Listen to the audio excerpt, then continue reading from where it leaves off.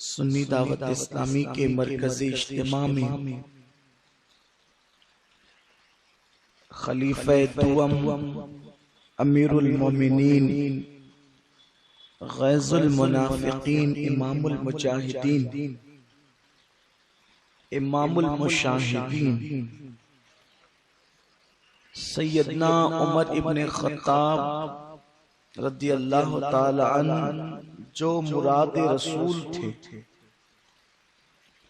سب کی مراد نبی ہیں اور نبی کی مراد عمر ابن خطاب ہے۔ یہ انفرادیت ہے سیدنا فاروق اعظم رضی اللہ تعالی عنہ کی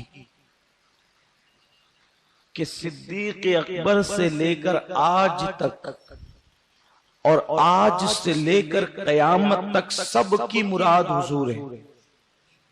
ہر آدمی حضور کو چاہتا ہے۔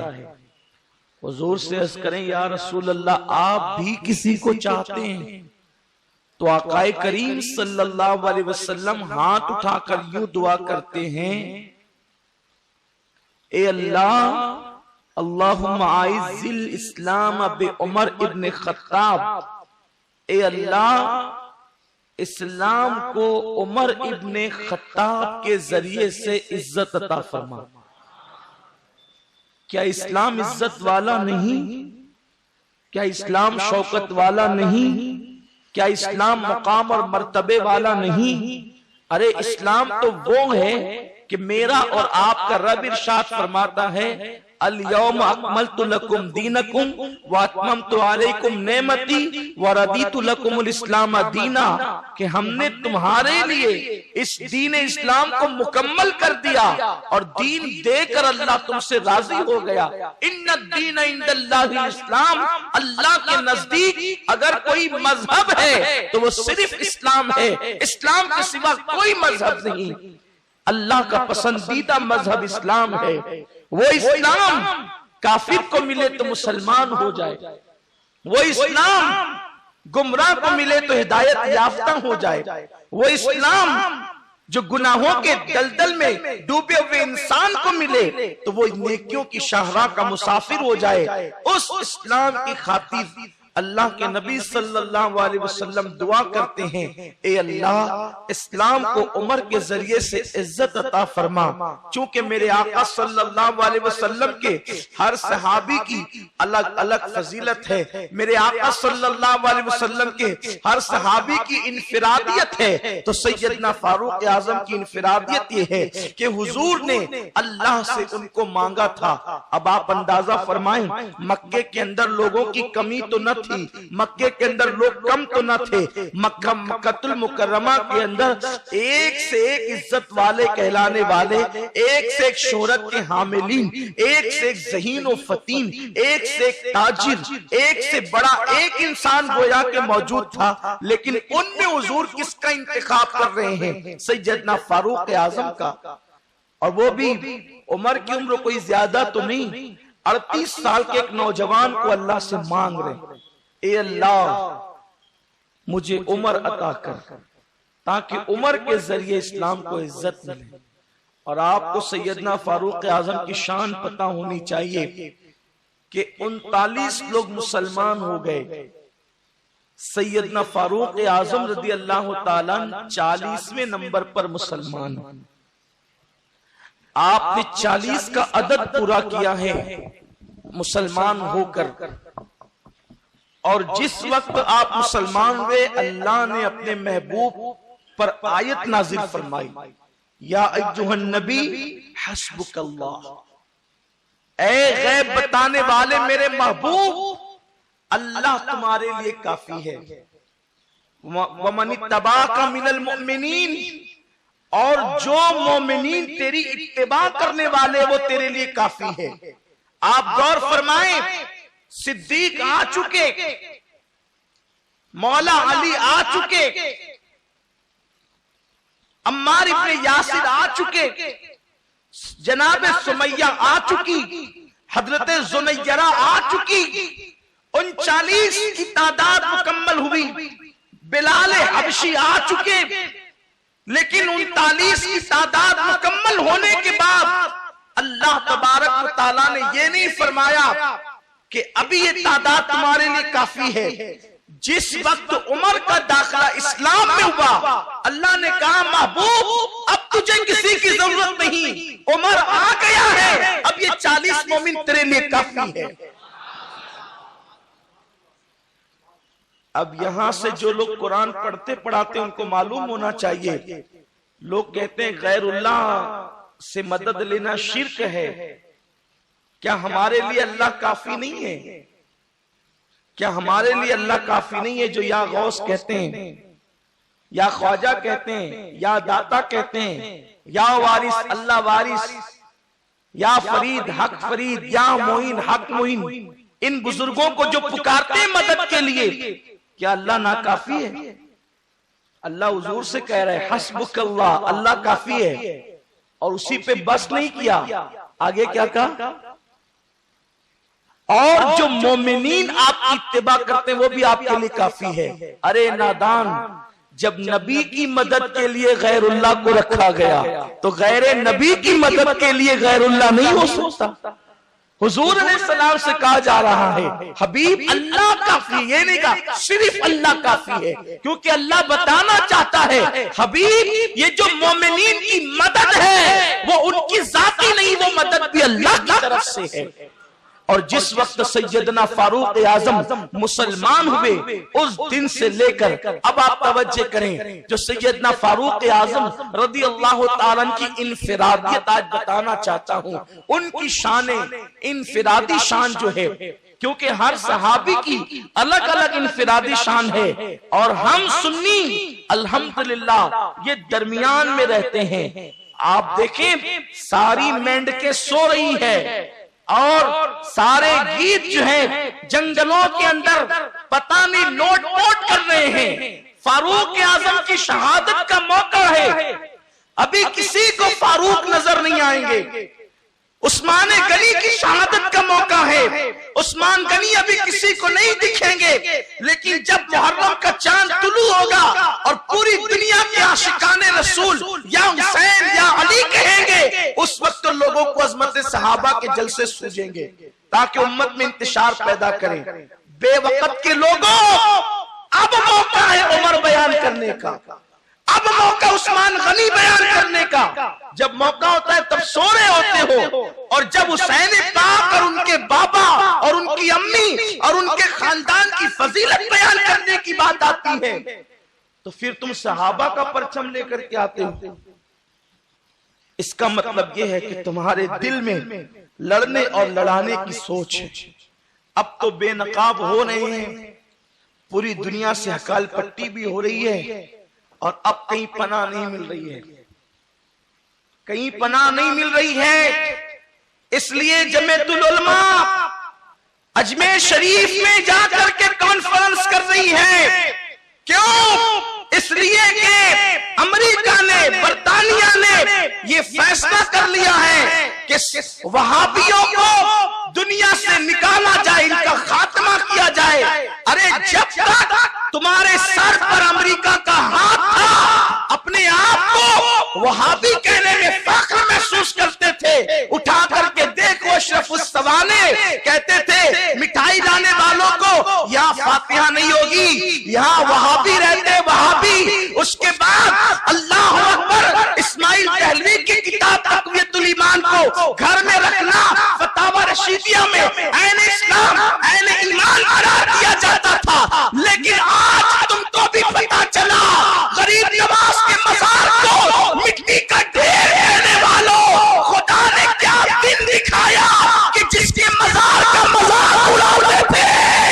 اب تمہیں کہیں پناہ نہیں ملی تو پناہ دینے کے لیے تم علی کی اولاد کے پاس پہنچ.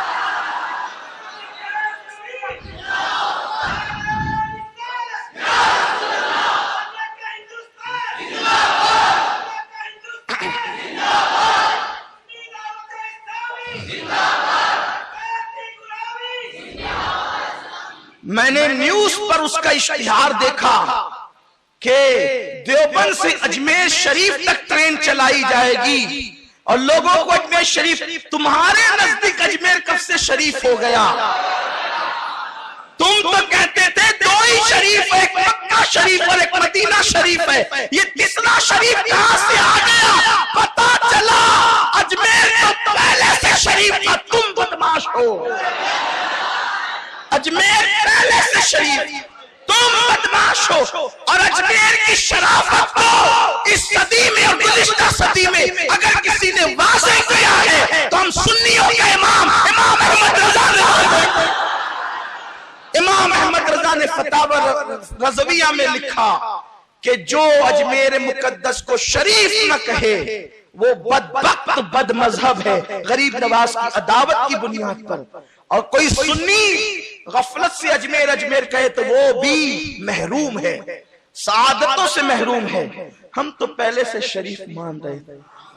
دیکھو اللہ نے کیا دن دکھایا. آج یہ چلے ہیں، لیکن ان سے پوچھو کیا تم توبہ کر چکے ہو ان عقائد سے جس میں تم کھڑی مورتی اور پڑی مورتی کی مثالیں دیتے تھے مزارات پر؟ کیا معراج ربانی نے جو میرے غریب نواز کو گالیاں دی تھی اس سے توبہ ہو چکی؟ کیا ذاکر نائک نے جو کہا تھا کہ جو مر چکا اس سے مانگنا اور اس کو ماننا حرام ہے، جس کے نانا سے مانگنا اور جس کے نانا کو ماننا حرام تھا، آج اس کے نواسے کو ماننا کیسے جائز ہو گیا؟ پتا چلا ان کا کوئی دھرم نہیں ہے. یہ جان بچانے کے لیے، سیاسی داؤ پیچ کے لیے کہیں بھی سر پٹکتے ہیں، لیکن الحمدللہ ہم ولیوں کو جو مانتے ہیں وہ سیاسی داؤ پیچ کی بنیاد پر نہیں مانتے. الحمدللہ ہم اس لیے مانتے ہیں کہ وہ ہمارا دین ہے. پھر تجھ کو کیا؟ وہ ہمارا دین ہے، ہمارا مذہب ہے، ہمارا مسلک ہے ماننا، اور ہم مانتے ہیں الحمدللہ. اور یاد رکھیے آج یہ وہاں اجمیر شریف کی رٹ لگا رہے ہیں، کل جب ان کا ٹائم نکل جائے گا تو یہ پھر وہی ہو جائیں گے. کیونکہ منافق کہتے ہی اس کو ہیں. جو حضرات جمعیت العلماء سے متاثر ہیں وہ برا نہیں مانے، میں کوئی ان کی برائی نہیں کر رہا ہوں، لیکن بس عوام کو اتنا ذہن دینا چاہتا ہوں آج سے پہلے وہ جو بک رہے تھے وہ صحیح ہے یا آج وہ جو کرنے جا رہے ہیں وہ صحیح ہے. اگر چادر چڑھانا شرک اور بدعت تھا تو آج تم وہی جا رہے ہو جہاں چادر چڑھائی جاتی ہے. تو جو کل تک حرام تھا وہ آج جائز کیسے ہو گیا؟ بس میرا کہنا یہ ہے. اور اگر آج جائز ہے تو پھر کل حرام کیوں تھا؟ اس کا مطلب تم جھوٹے ہو. حلال کو حرام کہتے رہے مطلب تم جھوٹے ہو، اور اگر حرام کا تو حلال کرے تو جھوٹے ہو. ادھر سے بھی راستہ نہیں اور ادھر سے بھی راستہ نہیں. تو پتہ چلا کہ یہ جھوٹے ہیں، جھوٹے. اور یہ بھی اللہ دنیا کو بتا رہا ہے. جو کہتے تھے اللہ ہمارے لیے کافی ہے، بے شک اللہ کافی ہے، لیکن اس نے بتا دیا جو ناک لگاتے ہیں اپنے محبوب کے آستانے پہ رگڑواتا ہوں، تاکہ پتا چلے کہ انہی کا در میرا در ہے، ان کا در میرا در ہے. کل تک جنتی دروازے کا مذاق اڑانے والے اب جنتی دروازے پر پہنچیں گے. اور بریلی سے تو ڈائریکٹ ٹرین اجمیر شریف چلتی رہی جس کا نام اعلیٰ حضرت ایکسپریس ہے، ابھی بھی چلتی، لیکن اب دیوبند سے چلے گی. اب دیوبند سے چلے گی. اس کا مطلب یہ ہے کہ ہم سے کہتے ہیں کہ مصیبت آتی ہے تو یا غریب نواز کیوں کہتے ہو؟ تم پر آئی تو تم بھی کہہ پڑے نا. جب تمہارے لیے زمین تنگ ہو گئی تو تم بھی کہہ پڑے نا. مذاق اڑانا میرا مقصد نہیں، بس میرا مقصد یہ ہوتا ہے کہ عین وقت پر تمہاری آنکھ کھل جائے اور تم ان چہروں کو پہچانو جو تمہارے ساتھ دھوکہ کرتے ہیں، تمہارے ساتھ دغا کرتے ہیں، تمہارے ساتھ بے وفائی کرتے ہیں. ان لوگوں کو پہچانو. لیکن میرا خواجہ ایسا دیالو ہے، میرا خواجہ ایسا دیالو ہے، پہنچیں گے کچھ خیرات ان کو بھی دیں گے. ہاں دیں گے ان کو بھی، اس لیے کہ زین العابدین کا بیٹا ہے، امام زین العابدین کا بیٹا ہے، اس لیے خواجہ دیں گے ان کو بھی. کیونکہ نہیں سنتا ہی نہیں مانگنے والا تیرا. دیں گے ضرور دیں گے. وہ آپ نے مجھ سے پچھلے سال واقعہ سنا تھا نا کہ امام زین العابدین خیمے میں جنگل میں عبادت کر رہے تھے اور شمر لعین بدبخت پلید وہ ادھر بھاگتے ہوئے نکلا تو شمر نے دیکھا کہ امام زین العابدین قرآن کی تلاوت کر رہے ہیں اور اس کو قتل کے لیے لوگ ڈھونڈ رہے تھے، تو وہ جنگل میں پیدل بھاگا جا رہا تھا مختار ثقفی کے ٹائم میں۔ یاد ہے آپ کو میں نے عرض کیا تھا؟ نہیں یاد ہے تو یاد کر لیجئے۔ تو شمر نے جب رات کے اندھیرے میں چراغ جل رہا تھا میرے امام سے کہا، اے بزرگ میں مسافر ہوں، تھک گیا ہوں، پانی نہیں ہے، پانی پلا دیں۔ امام زین العابدین نے ایک نظر اس کو دیکھا اور ایک کٹورے میں پانی بھرا اور اس کے ہاتھ میں دے دیا۔ اس نے جب پانی پیا تو کہا اور مل سکتا ہے، تو آپ نے اور دیا۔ پھر اس نے کہا اور مل سکتا ہے، پورا مشکیزہ اٹھا کر ہاتھ میں دے دیا۔ جب وہ پانی پی کر سیر ہو گیا تو کتے کی عادت ہے تم تیڑی تو تیڑی، تو وہ جس کو حضور نے کتا کہا تھا شمر کو، جب پانی پی کے سیراب ہو گیا تو کہتا ہے آپ نے مجھے پہچانا میں کون ہوں؟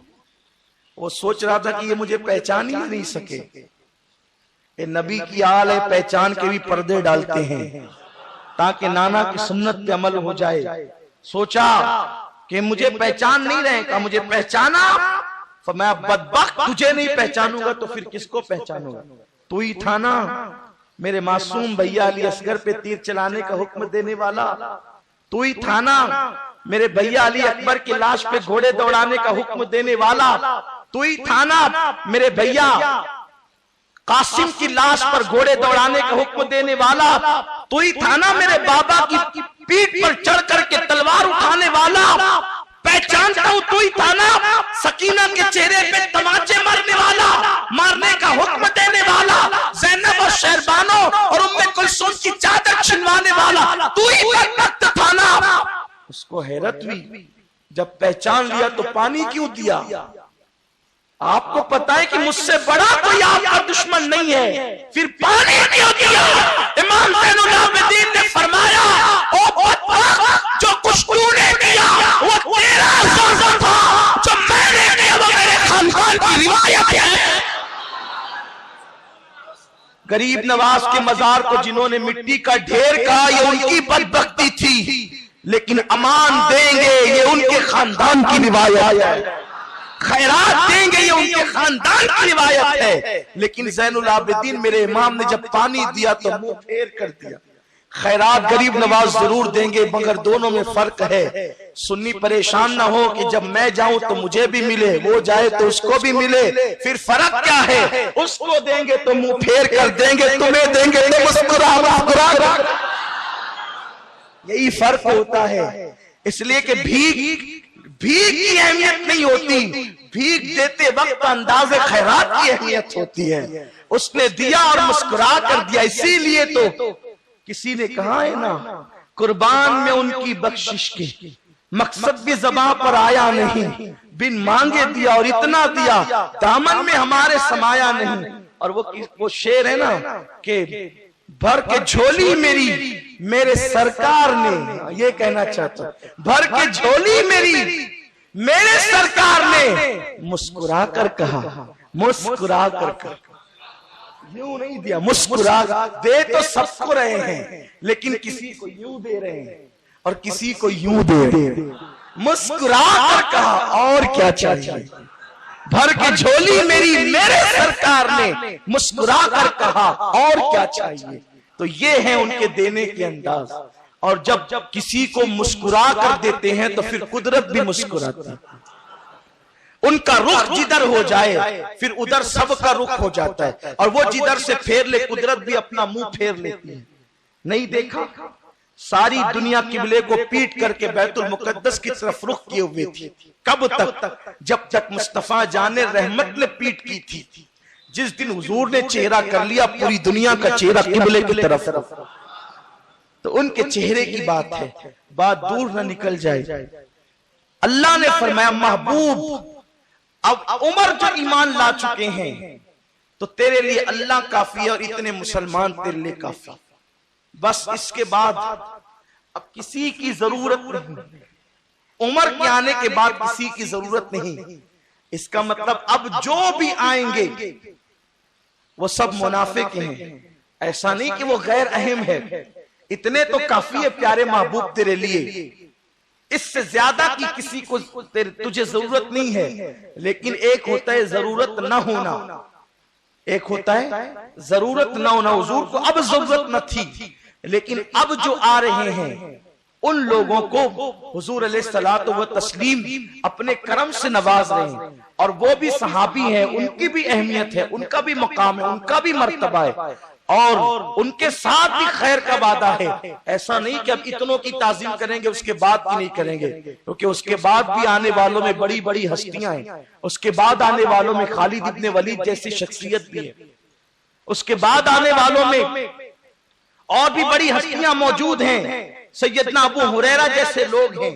اس لیے کسی صحابی کی بے ادبی نہیں ہوگی۔ تو اللہ نے فرمایا عمر آ گیا، اللہ اور اتنے مسلمان تیرے لیے کافی ہیں۔ حضرت عمر نے جیسے کلمہ پڑھا، یہ حضرت عمر کی انفرادیت ہے، انفرادیت عمر ابن خطاب ہے۔ جو کلمہ پڑھتا تھا اپنا ایمان چھپاتا تھا، کسی کو بتاتا نہیں تھا۔ کیوں نہیں بتاتا تھا؟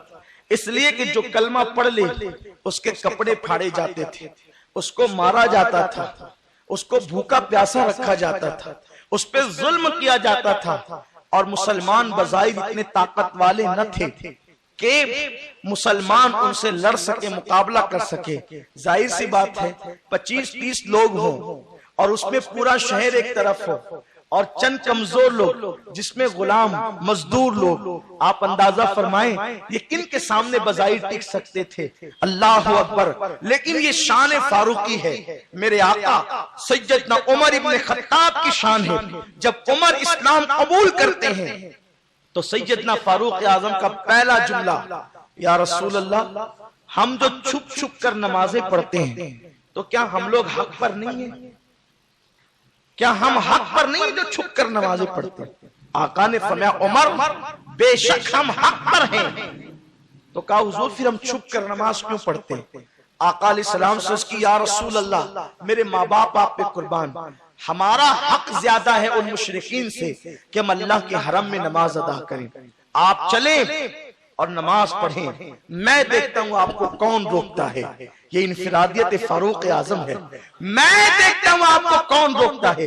جس دن عمر ایمان لائے اس دن پہلی مرتبہ علل اعلان میرے رسول نے حرم میں، اللہ کے حرم میں علل اعلان نماز ادا فرمائی۔ اس وقت 5 وقت نماز فرض نہیں ہوئی تھی، اس وقت مسلمانوں پر 2 وقت کی نماز فرض تھی۔ سیدنا فاروق اعظم رضی اللہ تعالیٰ عنہ تلوار لے کر آگے آگے تھے، اور حضرت سید الشہداء امیر حمزہ رضی اللہ تعالیٰ عنہ تلوار لے کر پیچھے پیچھے تھے۔ جس کے صفوں کے آگے عمر ہو اور جس کی صف کے پیچھے حمزہ ہو، ان کو دیکھ کر کے کفار مکہ لرز دیتے ہیں تو 40، لیکن آگے پیچھے وہ ہے جن سے مقابلہ کرنے کی مکے والوں کو طاقت ہی نہیں ہے۔ اور پہلی مرتبہ علل اعلان نماز ادا کی گئی اللہ کے حرم میں۔ حضور علیہ السلام کو اور صحابہ کو عمر کے ایمان لانے پر اتنی خوشی ہوئی کہ ان لوگوں نے ایسا نعرہ لگایا کہ پوری مکے کی وادی گونج گئی۔ مکۃ المکرمہ کی جو پہاڑیاں جبل ابو قبیس جسے کہتے ہیں وہاں حضور موجود تھے، وہ پہاڑی گونج گئی۔ مکے کے کفار کہتے تھے یہ کیا ہو رہا ہے؟ تو جو ایمان لاتا تھا چھپاتا تھا۔ حضرت عمر ایمان لائے، ایک ایک کے دروازے پہ جاتے تھے، جتنے گنڈے تھے نا مکے کے سب کے دروازے پہ جاتے تھے، میں ایمان لایا ہوں، مارو مجھے، کیا کرنا ہے کرو۔ اور ابو جہل ان کا ماموں لگتا تھا رشتے میں، اس کے دروازے پر بھی گئے، دستک دی، کیونکہ ابو جہل نے ان کو بہت زیادہ چڑھا کر کے بھیجا تھا کہ ہمارے بتوں کو جو برا کہتا ہے پھر بھی وہ محمد زندہ رہے گا۔ اور عمر نے قسم کھائی تھی یہ تلوار سے میں محمد کو ختم کر دوں گا، اس لیے کہ حضور علیہ السلام فرماتے ہیں جو اسلام لانے سے پہلے بہادر تھے، اسلام لانے کے بعد ان کی بہادری اور بڑھ گئی۔ جو اسلام لانے سے پہلے اچھے تھے، اسلام نے ان کی اچھائی اور بڑھا دی۔ تو چونکہ فاروق اعظم تھے بہادر، بڑی بہادری تھی آپ کے اندر، تو تلوار نکالتے تھے تو اس وقت تک تلوار اندر نہیں ہوتی تھی جب تک کسی کا خون نہ لگ جائے۔ تو عمر تلوار لے کر گئے تھے، اور جب دروازے پہ دستک ہوئی تو ابو جہل پلید نے پوچھا کون؟ تو کہا خطاب کا بیٹا عمر آیا ہے، تیور بدلے ہوئے تھے۔ اس نے پوچھا خیر تو ہے؟ کہا ہاں دروازہ کھول۔ اس نے دروازہ کھولا، فاروق اعظم کے ہاتھ میں اب بھی تلوار تھی۔ کہا میں مسلمان ہو گیا ہوں، میرے ساتھ کیا کرنا ہے کرو، مجھے مارو، تم لوگ جو اوروں کو مارتے ہو مجھے مارو۔ لیکن کسی میں ہمت نہ تھی کہ وہ فاروق اعظم کو ہاتھ لگاتا۔ یہ سیدنا فاروق اعظم کی انفرادیت ہے کہ آپ نے اپنے مذہب کا اعلان کیا، لیکن کوئی کچھ کر ہی نہیں رہا تھا۔ بڑے بڑے گنڈوں کے دروازے پہ جا کر کے کہتے تھے میں مسلمان ہو گیا، کیا کرنا ہے کرو، کوئی کچھ نہیں کر رہا تھا۔ فاروق اعظم کو بے چینی ہوئی، کوئی مجھے کچھ کرتا کیوں نہیں، اسلام کے نام پہ کوئی مجھے مارتا کیوں نہیں، لوگ مارے تو میرے درجات بلند ہو جائے۔ لیکن ہیبت کی وجہ سے کوئی آگے نہیں آ رہا تھا۔ کسی نے مشورہ دیا، مکے میں ایک ہلکے پیٹ کا آدمی ہے، اگر اس کو یہ بات بتائی جائے تو تم آپ گھر بیٹھے رہو، پورے مکے میں یہ بات پھیل جائے کہ عمر مسلمان ہو گیا۔ کچھ لوگ ہوتے ہیں جن کا پیٹ بڑا ہلکا ہوتا ہے، جن کے پیٹ میں ہنسنے کی بات نہیں، یہ بات سچی عرض کر رہا ہوں، جن کے پیٹ میں بات ٹکتی نہیں ہے، بلکہ جب تک وہ چار لوگوں سے نہ کہیں ان کا کھانا ہضم نہ ہو، اگر کھائیں تو الٹی کر جائیں، ایسے ہلکے پیٹ کے لوگ ہوتے ہیں۔ لیکن یاد رکھنا بات رازدار سے کہیں جانی چاہیے، ہلکے پیٹ والوں سے نہیں۔ ہلکے پیٹ والے جتنا نقصان پہنچاتے ہیں اتنا کوئی اور نقصان نہیں پہنچاتا۔ فرمایا گیا مومن کے سینے جو ہوتے ہیں وہ رازوں کے قبرستان ہوتے ہیں۔ مومن کا سینہ اتنا مضبوط ہوتا ہے کہ پہاڑ سے راز نکال لیں، لیکن مومن کے سینے سے کوئی راز نہ نکال سکے، یہ مومن کی شان ہے۔ تو ایک کافر تھا ہلکے پیٹ کا، تو اس کے بارے میں کسی نے مشورہ دیا، اگر تم اس کو کہو یہ سب سے جا جا کر کہے گا۔ کچھ لوگ ہوتے ہیں ہر محلے میں دو چار لوگ ایسے ہوتے ہیں جن کو سب کی پڑی رہتی ہے، اور وہ کیا کر رہا ہے، وہ کیا کر رہا ہے، وہ کیا کر رہا ہے، اور جب پتہ چل جائے تو وہ چینل چلتا ہے نا آج تک، وہ آج تک نہیں ہوتے، وہ ابھی تک ہوتے ہیں۔ یہ حال ہے، نہیں یہ بات میں عرض کر رہا ہوں، یہ المی ہے ہماری قوم کا، اور ایسی بات معلوم کریں گے اور اس کو 4-6 لگا کر اپنی طرف سے بڑھا چڑھا کر پیش کریں گے۔ تو اس ہلکے پیٹ والے کے بارے میں مشورہ دیا کسی مسلمان نے، عمر اگر بتانے اس کو بتا، تو گھر میں بیٹھے گا پورے مکے میں خبر ہو جائے گی۔ فاروق اعظم اس کے پاس گئے، پتہ ہے کیا ہوا آج، کیا ہوا؟ کہا آج یہ ہوا کہ عمر مسلمان ہو گیا۔ عمر مسلمان ہو گیا، اچھا، دیر سے نکلا، اور اس کے پیٹ میں بات کہاں رہنی تھی، ادھر گیا ادھر گیا اور سب طرف بات پھیلا دی۔ اب جب بات پھیلی ہے پورے مکے کے اندر، پھر کیا ہوا؟ جب مکے میں بات پھیلی تو سارے مکے والے مل کر سیدنا فاروق اعظم پہ ٹوٹ پڑے اور حضرت عمر بن خطاب کو خوب مارا، اتنا مارا کہ آپ کو بے ہوش کر دیا۔ سیدنا فاروق اعظم رضی اللہ تعالیٰ عنہ کو تب سیدنا فاروق اعظم کو ہوش آیا تو چین ملا کہ اور صحابہ پہ ظلم ہوا تو عمر پہ بھی ظلم ہوا، ورنہ اگر مجھے نہ مارا جاتا تو مجھے خیال رہتا کہ میں اللہ کی راہ میں مار کھانے سے کہیں محروم تو نہیں کر دیا گیا ہوں۔ یہ سیدنا فاروق اعظم، یہ صحابہ کی فکر تھی۔ آپ مجھے بتائیں میرے پیارے آقا صلی اللہ علیہ وسلم کے پیارے دیوانوں، آج جو لوگ صحابہ کے بارے میں کہتے ہیں کہ وہ لوگ تو خلافت کی لالچ میں آئے تھے، جس وقت حضرت عمر مسلمان ہوئے تھے، بتاؤ کیا کوئی یہ کہہ سکتا تھا کہ خلافت بھی قائم ہوگی اور ایک مملکت اسلامیہ بھی ہوگی اور کوئی حکومت کا نظام بھی چلے گا؟ نہیں نہیں، یہ وہ لوگ ہیں جو خالص اللہ کی رضا کے لیے آئے تھے۔ معاذ اللہ، چلو اگر استغفر اللہ یہ بات ہے کہ وہ خلافت کی لالچ میں آئے تھے تو حضور کیا غیب داں نہیں؟ جب وہ خلافت کی لالچ میں آئے تھے تو حضور علیہ السلام نے ان کو قبول کیسے کر لیا اور ان کے بارے میں یہ کیسے کہہ دیا کہ میرے باپ اگر کوئی نبی ہوتا عمر ابن خطاب ہوتا؟ آقا کریم نے کیا فاروق اعظم کی یہ بات نہیں فرمائی کہ ہر امت میں ایک محدث ہوتا ہے اور میری امت کا محدث عمر ابن خطاب ہے۔ لوگوں نے عرض کیا یہ محدث کیا ہوتا ہے؟ آقا فرماتے ہیں جس کی زبان سے خدا کلام کرے وہ محدث ہوتا ہے، جس کی زبان پہ حق جاری ہو جائے وہ محدث ہوتا ہے۔ اب سیدنا فاروق اعظم رضی اللہ تعالیٰ کی زندگی کی شان سے گزرتی ہے۔ میرے پیارے آقا علیہ السلام کے پیارے دیوانوں، آقا کریم صلی اللہ علیہ وسلم نے فاروق اعظم کی انفرادیت یہ بیان فرمائی کہ جس راستے سے عمر گزرتے ہیں اس راستے سے شیطان اپنا راستہ بدل دیتا ہے۔ جہاں ذکر عمر ہوگا وہاں شیطان نہیں آئے۔ توجہ فرمائیں، توجہ فرمائیں، جہاں ذکر اہل بیت ہوگا وہاں غیر حلالی آنا پسند نہیں کرے گا، اور جہاں ذکر عمر ہوگا وہاں شیطان آنا پسند نہیں کرے گا۔ اب جو ذکر عمر سے چڑھتے ہیں حدیث کی روشنی میں دیکھیں وہ کون ہے، اور جو ذکر اہل بیت سے چڑھتے ہیں وہ حدیث کی روشنی میں دیکھیں کون ہے۔ یہ مقدر تو اہل سنت کا ہے کہ شہادت عمر پر عمر بیان ہوتے ہیں اور شہادت حسین پر حسین بیان ہوتے ہیں۔ ہم ان کے لیے بھی آتے ہیں اور ان کے لیے بھی آتے ہیں، اور ہمارے امام اسی لیے کہتا ہے اہل سنت کا ہے بیڑا پار صحاب حضور، نجم ہے اور ناؤ ہے اطرت رسول اللہ کی۔ تو سیدنا فاروق اعظم کی خصوصیت اور انفرادیت یہ ہے، فرمایا کہ عمر کو دیکھ کر شیطان اپنا راستہ بدل دیتا ہے۔ عمر کا ذکر جہاں ہو وہاں شیطان نہیں آتا، اور اللہ عمر کی زبان سے کلام کرتا ہے، یعنی عمر کی زبان پر حق جاری ہو گیا ہے۔ سیدنا فاروق اعظم کی رائے کی تائید میں قرآن کی آیتیں نازل ہوتی تھی۔ سیدنا فاروق اعظم کی شان یہ، ایک مرتبہ کسی صحابی سے کسی نے پوچھا کہ فاروق اعظم تو 40ویں نمبر پر مسلمان ہوئے، پھر یہ دوسرے نمبر پر کیسے آ گئے؟ 40 کو کراس کر کے دوسرے نمبر پہ کیسے آ گئے؟ خلیفہ دوم کیسے بن گئے؟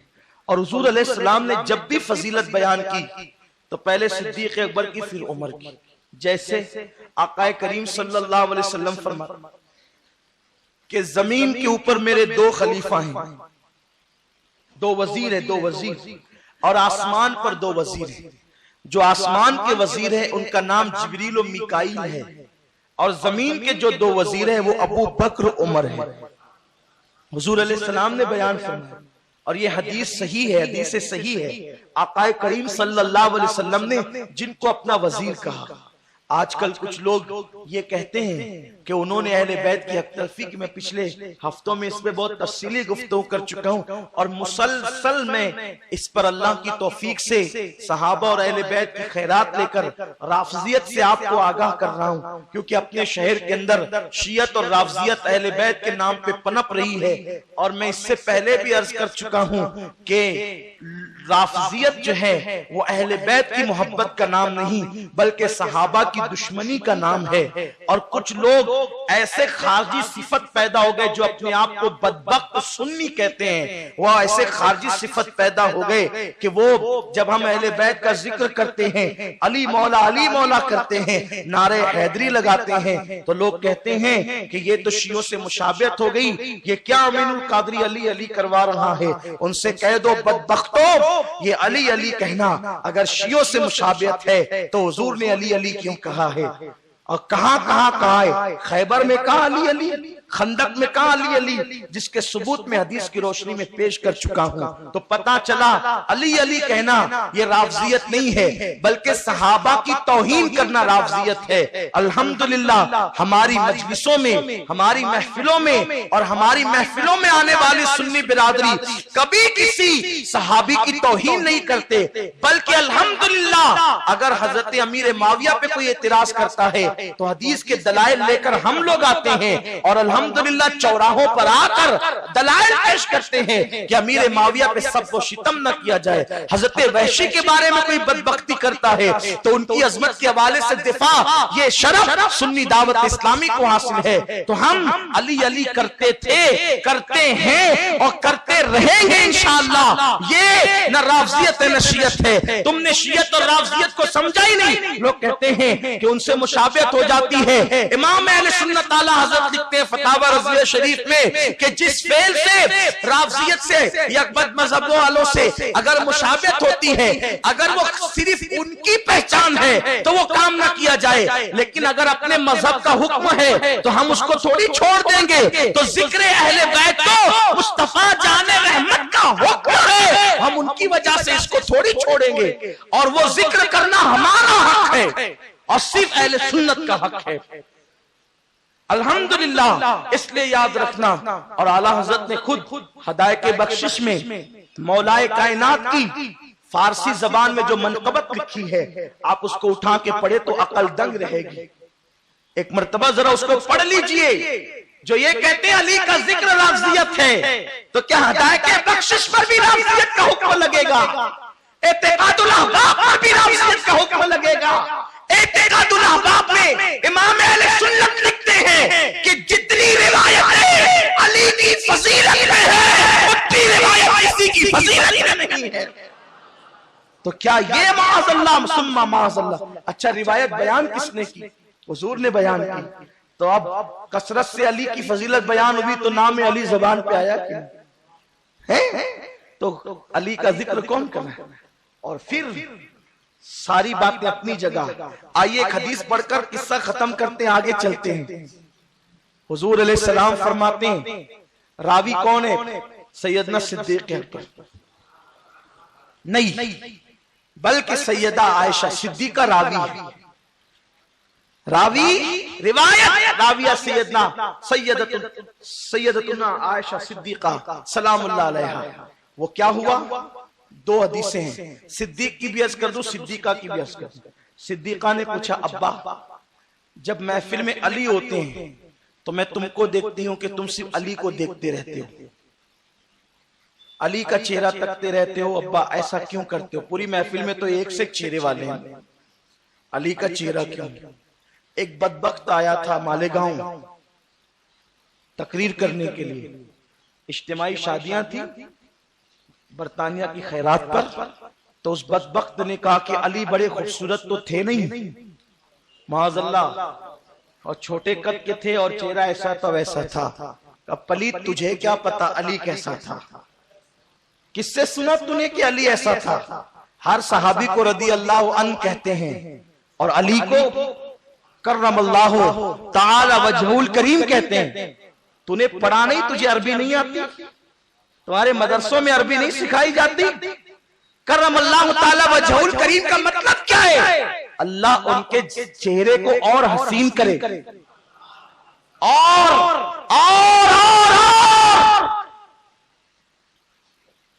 جو کالا ہوتا ہے بدصورت ہوتا ہے تو اس کے لیے یہ دعا کی جاتی ہے اللہ اس کے چہرے کو حسین کر دے. اور جو حسین ہوتا ہے اس کے لیے کیا ہوتا ہے؟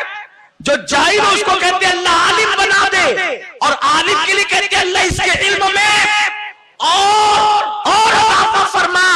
جو لا ولد ہوتا ہے اس کو کہتے ہیں اللہ اس کو اولاد دے، اولاد والے کو کہتے ہیں اللہ اور عطا فرما. بلا نسبی بلا تنسیب علی بڑے خوبصورت تھے، اسی لیے کہا جاتا ہے کرم اللہ تعالی وجہہ الکریم. اللہ خوبصورت تو اتنا ہے لیکن اور اس میں اضافہ فرما دے. اور یہ حضور نے کہا ہے کہلوایا. اور کتنا حسین ہے میرا علی، یہ عنوان ہی الگ ہے. ارے اتنا حسین ہے جس کے چھوٹے چھوٹے بچوں کو دیکھ کر وقت کا مجدد کہتا ہے تیری نسل پاک. یہ نسل کا حال ہے تو اصل کا حال کیا ہوگا؟ دتورے کے پودے میں گلاب تھوڑی لگتا ہے، گلاب کے پودے میں گلاب لگتا ہے. تو وقت کا مجدد خاک چھان کر کہتا ہے سب کو دیکھ کر، سارے قبیلوں کو، خطوں کو، سب کو دیکھ کر کہتا ہے تیری نسل پاک میں ہے بچہ بچہ نور کا، تو ہے عین نور، تیرا سب گھرانہ نور. صدیقہ نے کہا، جس صدیقہ کو گالیاں دی جاتی ہے وہ صدیقہ کہہ رہی ابا ابو بکر یہ علی کو کیوں دیکھتے ہو؟ میرے آقا صدیق اکبر نے کہا حضور سے میں نے سنا بیٹی کہ علی کا چہرہ دیکھنا عبادت ہے. حضور تو پردہ فرما گئے تھے, باپ بیٹی چھپا لیتے حدیث, کون کیا کر لیتا, سینے پیٹنے والوں تم تو آج پیدا ہوئے ہو, 1 محرم سے 10 محرم تک کالے کپڑے پہننے والوں تم تو آج پیدا ہوئے ہو, صحابہ کو گالیاں دیتے ہو, بے شرم ہو. علی کی فضیلت کس نے بیان کی, وہ رسول کے صحابہ ہیں. ورنہ باپ اور بیٹی کو گالیاں دینے والوں, بیٹی پوچھ رہی ہے آپ علی کو کیوں دیکھتے ہیں, تو چونکہ وہ تھے صدیق تھے, امانت دار تھے, حضور کے سچے وفادار تھے. کہتے بیٹی میں نے نبی سے سنا. اچھا کمرے میں بات ہو رہی تھی, یہ تو گول کی جا سکتی تھی نا, لیکن گول وہاں کی جاتی ہے جہاں گول میز لگی ہوتی ہے, جہاں دلوں کے اندر کدورتیں ہوتی ہیں, نفرتیں ہوتی ہیں. وہ تو تھے وفاداران اہل بیت. تو صدیق نے کہا بیٹی میں نے میرے نبی سے سنا ہے کہ علی کا چہرہ دیکھنا عبادت ہے. تو باپ نے ایک حدیث بیان کی کہ چہرہ دیکھنا عبادت ہے, تو ممکن ہے میں اور آپ سوچ سکتے تھے اللہ ہم نے علی کو تو دیکھا نہیں, ہم عبادت کیسے کریں. تو باپ نے یہ کہہ کر کے علی کو دیکھنا عبادت, تو بیٹی نے کہا بابا میں نے بھی ایک حدیث حضور سے سنی, حضور نے فرمایا ذکر علی بھی عبادت ہے. اب بتاؤ جب علی کرنا عبادت ہو گیا تو پھر وہ رافضیت کیسے ہوا. جو رافضیت ہے وہ عبادت نہیں, اور جو عبادت ہے وہ رافضیت نہیں. تو یہ خارجی صفتوں اپنے دماغ سے یہ بھوت نکال دو, قیامت کے دن بھی تم کو علی کیے بغیر جنت نہیں ملے گی. کیونکہ حضور نے فرمایا, میرے آقا فرماتے ہیں علی جس کو جنت کی چٹھی دے گا وہی جنت میں جائے گا. یہاں علی کہنے سے چڑھتے ہو تو وہاں چٹھی لینے تو جاؤ گے نا, اور جب تک ذکر نہیں کرو گے تو ہمت کیسے ہوگی چٹھی مانگنے کی. ہم یہی کرنے کی عادت ڈالیں. بچے کو کہتے کہو یا علی, نعرہ حیدری یا علی کہو, کیونکہ چٹھی لینے میں شرم نہ ہے. ارے لینے وہ جائیں گے جنہوں نے یہاں ان سے نہ جوڑا ہوگا رشتہ. انشاءاللہ ہمیں علی کے کرم سے امید ہے, سخی ابن سخی گھرانے سے امید ہے, جانا نہیں پڑے گا. اس وقت میرا علی دور نہ ہوگا. ارے میرے حسین کی محفل میں یہ رات دن چھوڑ کر کے, آرام چھوڑ کر کے, بستر چھوڑ کر کے, کاروبار چھوڑ کر کے, مالکاؤں کے میرے غلام ہزاروں تعداد میں پہنچتے تھے. تو میرے حسین کی محفل میں بن بلائے آئے تھے, آج بن مانگے جنت کی چٹھی لے. بہت سستا سودا ہے, ہاں وہ تو نہایت سستا سودا بیچ رہے ہیں جنت کا. ہم مفلس کیا مول چکائیں, اپنا ہاتھ خالی ہے. اسی لیے مجھے بھی انتظار ہے اور آپ کو بھی ہوگا ان محفلوں کا جو محفلیں مولا علی کی نگاہ میں ہوتی ہیں, وہ محفلوں کا جہاں آنے والے وہ سوگات پیش کرتے ہیں, جہاں ایسی سوگات نہیں پیش کی جاتی اسے آنسوؤں کی سوگات کہتے ہیں. انشاءاللہ اللہ مجھے بھی زندگی دے 5 محرم تک, اور آپ کو بھی دے دے, تاکہ ہم آپ کو سنائیں اور آپ سنیں, پھر جو اللہ کی مرضی ہو. اور اگر آئندہ سالوں بھی سنانے کی توفیق ہو تو سنائیں گے, کیونکہ زندگی کا مقصد ہی علی اور آل علی کی غلامی ہے. لیکن اس کے ساتھ صحابہ کی بھی عظمت ہے. ہم وہ لوگ نہیں ہیں, 2 آنکھیں اللہ نے دی ہے سنیوں کو, ایک اہل بیت اور ایک صحابہ. ہم کانے نہیں ہیں, کانے وہ جو کانے ہیں جو محرم شریف میں عظمت صحابہ کا ٹوٹا پھوٹا جھنڈا لے کر کے آتے ہیں, اور کیا کہتے ہیں, او عظمت صحابہ, عظمت صحابہ, عظمت صحابہ. میں نے سوچا کبھی میرے پاس آ کے بیٹھو تو صحیح یارو, میں تم سے پوچھوں گا یہ عظمت صحابہ کا کیا چیز ہے. جب عظمت رسول نہیں تو عظمت صحابہ کیا چیز ہے. عظمت رسول نہیں تو عظمت صحابہ کیا چیز ہے. آپ نبی کی عظمت کے قائل نہیں ہے, جب نبی کے نام پہ کھڑے ہونا آپ کے یہاں جائز نہیں ہے. یہ صحابہ کی عظمت کہاں سے آئی, اور صحابہ کو عظمت ملی کہاں سے. اب ذرا سنیے, انفرادیت فاروق اعظم بیان کر رہا تھا.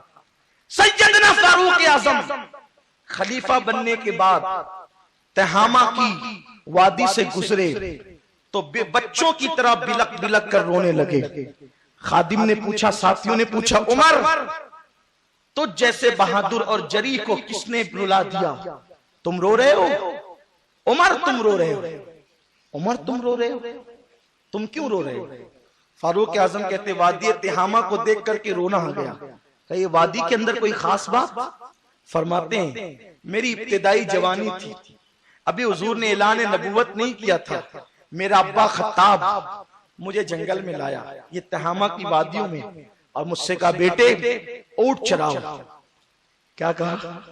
اونٹ چراؤ. توجہ فرمائیں، عظمت صحابہ کس در کی خیرات، کس جگہ کی خیرات ہے عظمت صحابہ؟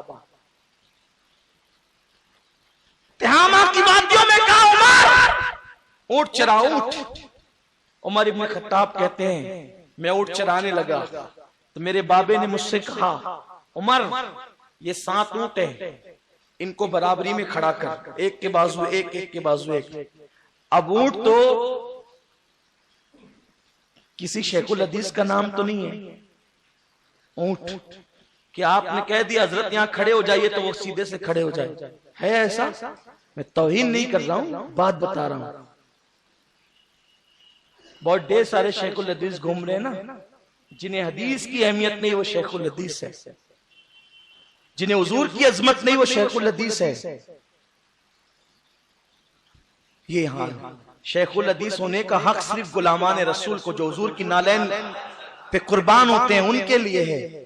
فدائے نقش نالینت کنم جا یا رسول اللہ، جو یہ عقیدہ رکھتے ان کو حق حاصل ہے شیخ الحدیث ہونے کا. ورنہ شیخ کا معنی بڈھے کے ہوتے ہیں، اور حدیث کا ایک معنی بات کے بھی ہوتے ہیں، یعنی جو باتوں میں بڑا بڈھا ہو گیا ہو اس کو بھی شیخ الحدیث کہا جاتا ہے لغوی معنی میں. لیکن بہرحال ایک نیا مطلب میں آپ کو نہیں دینا چاہتا، ورنہ قوم تو مذاق ہی اڑاتی ہے. استغفر اللہ. اہل حق علماء حق کا کبھی مذاق نہ اڑانا، ورنہ کفر کی طرف چلے جاؤ. لیکن جو ہے بد وہ بد ہے. غصہ اس لیے ہے مجھے، ورنہ غصے میں تقریر کرنا تو جائز ہی نہیں ہے. تقریر کرتے کرتے کبھی غصہ اس لیے آ جاتا ہے کہ وہ ہمارے حضور کے خلاف کیوں بولتے، اور پھر اہل بیت کے مقابلے میں یہ صحابہ کو کیوں لاتے ہیں. ابھی شہادت فاروق اعظم کا دن ہے تو لوگوں کو ابھی ذکر کرنا چاہیے. اس دن کیوں آتے ہیں؟ آپ کہیں گے کہ اس دن کیا اعتراض ہے آپ کو؟ میں کہوں گا 15 اگست تو کوئی جھنڈا نہ لہرائے، اور اس کے بعد جو وہ معاذ اللہ 16 اگست کو جھنڈا لہرا کر کے سلامی دے، تو آپ کہیں گے پاگل تو نہیں ہو گیا؟ ہر ایک چیز کا ایک ٹائم ہوتا ہے. بے ٹائم ہے کوئی چیز. کسی نے کہا ہے نا بے وقت کی شانائی بھی اچھی نہیں لگتی. تو اس لیے میں کہتا ہوں آپ کو عظمت صحابہ بیان کرنا شوق سے بیان کیجیے، لیکن ان کے دنوں میں بیان کیجیے. امام علی مقام کا ذکر روکنے کے لیے آپ سازش مت کیجیے، ورنہ تباہی کسی وقت کچھ ہاتھ نہیں آنے والا. ذکر حسین روکنے والے مٹ گئے، مٹ جائیں گے. آدھا تیرے نہ مٹا ہے نہ مٹے گا کبھی چرچا تیرا. تو تہامہ کی وادیوں میں عمر ابن خطاب رو رہے ہیں. پوچھنے پہ بتایا میرے ابا نے مجھے 7 اونٹ دیے، کہا بیٹے اس کو قطار میں لگاؤ. ایک کو لگاتا ہوں کھڑا ہو گیا، پھر دوسرے کو لاتا ہوں تو بھاگ گیا، پھر اس کو کھڑا کرتا ہوں تو وہ بھاگا، اس کو کھڑا کرتا ہوں تو وہ بھاگا. بہت دیر ہو گئی. میرے ابا آئے اور میرے سینے پہ ایک مکہ مارا. کہا عرب کے بہادر خطاب کا تو بیٹا ہے، تجھ سے 7 اونٹ بھی سیدھے نہیں رہ سکتے. توجہ فرمائے. عظمت صحابہ، انفرادیت فاروق اعظم. فاروق اعظم پھر رونے لگے. میرے باپ نے تو مجھے سینے پہ مکہ مار کے کہا تھا عرب کے بہادر خطاب کا بیٹا ہے تو تجھ سے 7 اونٹ بھی نہیں سنبھلتے. فاروق اعظم کہتے ایک دن وہ تھا کہ عمر کو جب تک دامن رسالت نہ ملا تھا 7 اونٹوں کو ایک قطار میں کھڑا نہیں کر سکتا تھا. دامن رسالت نے عمر کو کتنا بلند کر دیا کہ 22 لاکھ مربع میل پر حکومت اسلام کی ہے، لیکن کوئی نہ ادھر ہوتا ہے نہ ادھر ہوتا ہے. عمر کے سامنے سب سیدھے کھڑے ہوئے ہیں. یہ 22 لاکھ مربع میٹر کیا ہے؟ آدھی دنیا پر حکومت تھی فاروق اعظم کی. لیکن آدھی دنیا کے لوگ صرف نام عمر پر لرزتے تھے. کیسر و کسریٰ کے تاجدار نام عمر پر لرزتے تھے. عمر عمر ہی تھے جب تک نالین مصطفیٰ سے وابستہ نہ ہوئے. اونٹ بھی کھڑے نہیں کر پا رہے تھے. جب نبی کی نالین مل گئی تو کیسر و کسریٰ کے تاجدار سیدھے ہو گئے نام عمر سے. یہ ہے عظمت صحابہ. جس کو بھی جو عظمت ملی ہے نبی کی نالین سے، حضور کی بارگاہ سے ملی ہے. اور یہ کون بیان کر رہا ہے؟ یہ سیدنا فاروق اعظم رضی اللہ عنہ بیان کر رہے ہیں. وقت مکمل ہو چلا ہے، آپ کے سامنے اپنی گفتگو سمیٹوں. سیدنا فاروق اعظم کی انفرادیت کیا ہے؟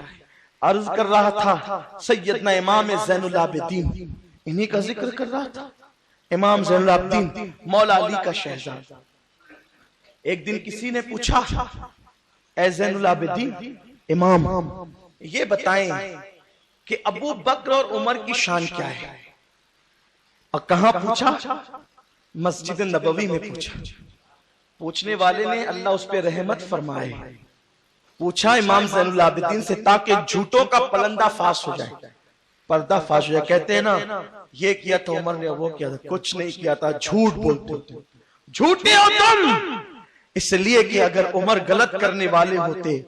آپ دیکھیں جو حضور کے وصال کے بعد بگڑنے والے تھے، حضور نے ان کے لیے کوئی فضیلت نہیں بیان فرمائی، بلکہ حضور نے ان کی مذمت بیان فرمائی. ان کے لیے پہلے سے خبر دی کہ کچھ لوگ زکوٰۃ کے منکر ہو جائیں گے، حضور نے پہلے بتایا. کچھ لوگ مرتد ہو جائیں گے، حضور نے پہلے نشاندہی کر دی تھی. کوئی اعلان نبوت کا دعویٰ کرے گا، جھوٹا نبی بن کر کھڑا ہوگا، حضور نے پہلے نشاندہی کی تھی. لیکن جو تھے وفادار، جنہوں نے ہٹنا نہیں تھا، جنہیں تربیت حضور کی ملی تھی، ان کے لیے حضور فضیلتیں بیان کرتے ہیں. اور آقا کریم صلی اللہ علیہ وسلم فرماتے ہیں میں نے خواب دیکھا. حضور فرماتے ہیں میں نے خواب دیکھا. میں نے کیا دیکھا کہ سب لوگ کو کپڑے پہنائے گئے اور عمر کا کرتا اتنا نیچے ہے کہ زمین کو گھسیٹ رہا ہے، یعنی زمین سے لگ کر کے وہ گھسیٹ رہے اپنے کرتے کو. لوگوں نے عرض کی یا رسول اللہ اس کی تعبیر کیا ہے؟ فرمایا کرتے سے مراد ایمان ہے، یعنی عمر کا ایمان اتنا مضبوط ہے اور اتنا زیادہ ہے کہ پورا ایمان نے عمر کو اپنے اندر ڈھانپ لیا ہے.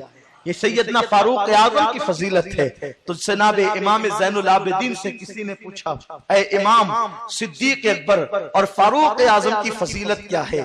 تو اس وقت سیدنا امام زین العابدین مسجد نبوی میں تھے. حضور کے مزار کی طرف اشارہ کر کے کہا کہ یہ جو دونوں قدموں میں سو رہے نا، بس یہی ان کی فضیلت. ساری دنیا کے لوگ حضور کے قدموں میں موت مانگتے ہیں. سینہ پیٹ کر حضور کے صحابہ کو گالی دینے والے اگر ان کی حکومت بھی ہو جائے تو بھی اب وہ وہاں دفن نہیں ہو سکتے جہاں عمر اور صدیق دفن ہے. جہاں صدیق و عمر موجود ہیں اب وہاں کس کے لیے جگہ ہے؟ کوئی ہے اس لائق؟ تو لوگ کہتے ہیں وہ تو جہنمی ہے معاذ اللہ. میں پوچھتا ہوں تمہارے مردے پوری دنیا سے نجف کیوں جاتے ہیں؟ نجف کے قبرستان کیوں جاتے ہیں؟ میں جب مولا علی کی بارگاہ میں نجف اشرف گیا تو میں نے دیکھا جنازے آئی رہے. تو میں نے بڈھے سے پوچھا، ان کا جو وہاں مجتہد تھا، میں نے کہا اتنے جنازے نجف میں اتنے لوگ کیسے مرتے ہیں؟ تو اس نے ہنس کر کہا اتنے لوگ نجف میں کیسے مر سکتے ہیں؟ پوری دنیا سے مالدار شیعوں کے جنازے نجف میں آتے ہیں اور یہاں دفن ہوتے ہیں. میں نے کہا بابا ایسا کیوں ہے؟ تو اس نے کہا ایسا اس لیے ہے کہ ہمارا عقیدہ ہے کہ جو علی کے قدموں میں دفن ہوگا اس کو جہنم کی آگ کیسے جلائے گی، بلکہ علی کے قدم تو جنت ہے. میں نے اس سے زیادہ مسکرایا. میں نے کہا جب علی کے قدم میں دفن ہونے سے کسی بگڑے ہوئے کو عذاب نہیں ہو سکتا، علی کے قدم میں دفن ہونے سے جب کسی بگڑے ہوئے کو عذاب نہیں ہو سکتا تو نبی کے قدموں میں دفن ہونے سے ابو بکر اور عمر کا کیا بگڑ سکتا ہے؟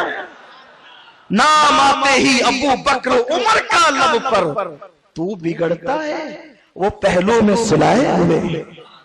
وہ تھپکیاں دے کر کے اپنی، اور حضور کے دامن میں کوئی مجھ جیسا مجرم چھپ جائے تو حضرت مولانا حسن بریلوی کہتے ہیں ڈھونڈا ہی کریں صدر قیامت کے سپاہی، وہ کس کو ملے جو تیرے دامن میں چھپا ہو۔ توجہ فرمائے، مثال کے ذریعے سے ہم لوگ سدا مسافر لوگ ہیں، ادھر ادھر بھٹکتے رہتے ہیں تقریروں کے لیے، لیکن جب ہم لوگ ٹرین سے سفر کرتے ہیں تو جو ٹی سی ہوتا ہے نا، ٹی سی، اس ٹی سی کو ایسی تربیت اور ٹریننگ دی جاتی ہے کہ وہ چہرہ دیکھ کے سمجھ جاتا ہے کہ یہ اے سی سے اترا ہے یا ویسی سے اترا ہے نا۔ تو اکثر ٹی سی انہی لوگوں کا ٹکٹ چیک کرتا ہے جو ویسی سے یعنی نون اے سی سے اترتے ہیں، ان لوگوں کو ٹریننگ دی جاتی ہے باضابطہ طور پر، لیکن چہرے دیکھ کر پہچان جاتا ہے کہ یہ اے سی سے اترا ہے، اس لیے یہ بغیر ٹکٹ سفر کر ہی نہیں سکتا۔ لیکن کچھ لوگ ایسے ہوتے ہیں جو نہ اے سی میں ہوتے ہیں نہ ویسی میں ہوتے ہیں، وہ کہیں بھی سفر کرتے ہیں مگر لوگ ان کو چیک نہیں کرتے۔ کیوں؟ ہاتھ میں اٹیچی اچھی ہوتی ہے، خوبصورت لباس حسین ہوتا ہے، چہرہ وجیح ہوتا ہے، تو اس کو چیک نہیں کرتے۔ اور اگر چیک کر لیا ٹکٹ تو اعلیٰ اپر کلاس کے لوگ اس کو اپنی بے ادبی سمجھتے ہیں، یہی تو ہے نا، مجھ سے پوچھا ٹکٹ کا، یہ ہوتا ہے۔ اب بلا تشبیہ بلا تمثیل توجہ فرمائیں، جس کا مرتبہ اور مقام معلوم نہ ہو اگر اس کی جھڑتی لی جائے ٹکٹ کے حوالے سے تو وہ اپنی بے عزتی محسوس کرتا ہے، صحیح ہے۔ تو جو شخص امام الانبیاء ہو، جو ذات نبیوں کا نبی ہو، رسولوں کا رسول ہو، اگر اس کے دامن میں کوئی چھپا ہو تو ہے کسی فرشتے کو ہمت کہ دامن اٹھا کر اس کو لے جا کر عذاب میں گرفتار کرے؟ ارے نادان، تو یہ فاروق اور صدیق کو کافر کہہ کر کس بلا میں گرفتار ہو رہا ہے کہ معاذ اللہ استغفر اللہ، کہ وہ کس کے دامن میں چھپے ہوئے ہیں جہاں پر فرشتے بھی آواز بلند نہیں کر سکتے۔ 70,000 جاتے ہیں اور صبح سے شام تک حضور کے روضے کا طواف کرتے ہیں۔ توجہ کریں، کہاں کا طواف کرتے ہیں؟ کہاں کا؟ حضور کے روضے کا۔ اب ذرا خیال کریں، جو میں فضیلت بیان کرنے چلا ہوں میرے شیخین کی، میرے آقاؤں کی، اللہ اکبر، حضور کا مزار یوں ہے، حضور کا صلی اللہ علیہ وسلم، ذرا درود پڑھ لیا کریں اچھے انداز سے، صلی اللہ علیہ وسلم۔ مثال بتا رہا ہوں، حضور کا مزار یوں ہے، یوں آگے کی طرف، اور پھر حضور کے سینے کے پاس صدیق کا سر ہے بالکل قریب میں، اور پھر صدیق کے سینے کے پاس حضرت عمر کا سر ہے۔ اس طرح یہ 3 مزار الگ ترتیب ہے، آگے آقا، ان کے سینے کے پاس صدیق کا سر، یعنی تھوڑا نیچے۔ دفن کرنے والے صحابہ تھے، کیسا ادب کرتے تھے، بعد وصال بھی نبی کی برابری میں دفن نہیں کیا، تاکہ پتہ چلے کہ صحابہ کا عقیدہ کیا ہے، بعد وصال بھی قبر میں برابر نہیں رہتے، تاکہ لانے والوں کو پتہ چلے آقا اور ہے، غلام اور ہے۔ اور صدیق کے برابر میں عمر کو دفن نہ کیا، کیوں دفن نہ کیا؟ اس لیے کہ صدیق اکبر جب خطبہ دیتے تھے تیسرے زینے پہ کھڑے ہو کر، فاروق اعظم کا دور آیا، اور فاروق کبھی تیسرے زینے پر نہیں بیٹھے بلکہ دوسرے زینے پہ بیٹھتے تھے۔ دوسرے زینے پر کیوں بیٹھے؟ استغفر اللہ، معاف کیجئے گا، حضور تیسرے زینے پہ کھڑے ہو کر خطبہ دیتے تھے، اور صدیق دوسرے زینے پر، اور عمر پہلے زینے پر کھڑے ہو کر خطبہ دیتے تھے۔ کسی نے پوچھا، عمر صدیق دوسرے پہ کھڑے ہوتے تھے، تم کیوں نہیں کھڑے ہوتے؟ کہ دوسرے پہ کھڑے ہو جاؤں گا تو کچھ نااہل یہ نہ سمجھے کہ عمر صدیق کے برابر ہے، دوسرے پہ کھڑا ہو جاؤں گا لوگ یہ نہ سمجھے کہ عمر صدیق کے برابر ہے، اس لیے پتا چلے کہ عمر کا مرتبہ صدیق کے برابر نہیں، بلکہ عمر کیا ہے؟ حضرت عمر کہتے ہیں کاش مجھے اللہ نے مرد بنا کے پیدا نہ کیا ہوتا، مجھے ابو بکر کے سینے کا ایک بال بنا دیتے۔ یہ مقام صدیق ہے، اور فاروق اعظم کا مزار جو ہے وہ صدیق اکبر کے سینے سے. 3 مزار ہیں, توجہ آپ کی. اب یہ تینوں مزار اتنے قریب قریب ہے کہ جب حضور کے روضے کی دیوار گر گئی تو کسی کا پیر نظر آنے لگا. برسوں بعد کسی کا پیر کھل گیا تو ہاہاکار مچ گیا مدینہ منورہ میں کہ دیوار گری اور کسی کا پیر کھل گیا. تو لوگوں کو یہ لگا کہ کہیں حضور کا پیر انور تو نظر نہیں آ رہا ہے. جب لوگوں نے غور سے دیکھا تو اللہ کا شکر ادا کیا, مولا تیرا شکر ہے حضور کا پیر نہیں کھلا بلکہ پیر حضرت فاروق اعظم کا کھلا. اس پہ شکر یہ تھا کیونکہ حضور علیہ السلام کا احترام اتنا تھا ان کی نظر میں. حضرت عمر کا پیر کھلا, ٹھیک ہے وہ بند کر دیا گیا.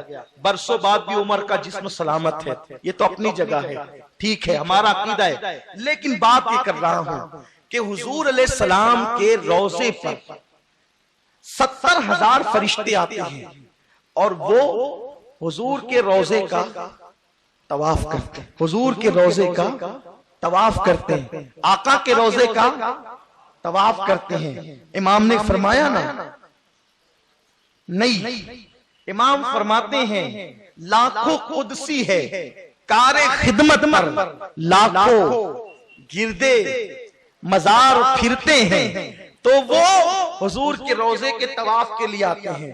تو اب یہ تینوں مزار کے درمیان کوئی فاصلہ نہیں ہے. تو طواف کن قبروں کا ہوتا ہے؟ طواف تو کرنے حضور کی قبر کا آتے ہیں, لیکن وہ صدیق کی قبر کا بھی طواف کرتے ہیں, وہ عمر ابن خطاب کی قبر کا بھی طواف کرتے ہیں.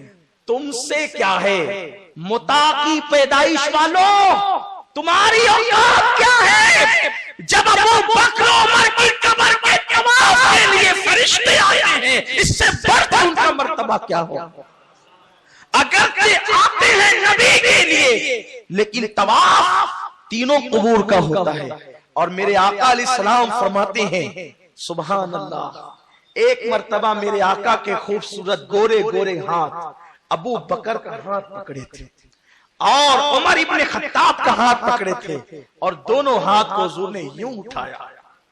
ہے کیا منظر ہوگا, مسجد نبوی ہے, صحابہ کی مجلس ہے, ایک ہاتھ میں ابو بکر کا ہاتھ, ایک ہاتھ میں خطاب کے بیٹے حضرت سیدنا عمر کا ہاتھ, اور یوں حضور نے اٹھایا.